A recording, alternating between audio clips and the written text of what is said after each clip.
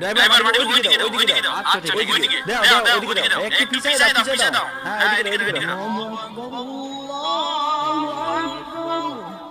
জোহরের আজান দিতেছে, যাই নামাজটা আগে পড়ে আসি। নামাজ পড়ে এসে বাকি কাজ শুরু করে দেব।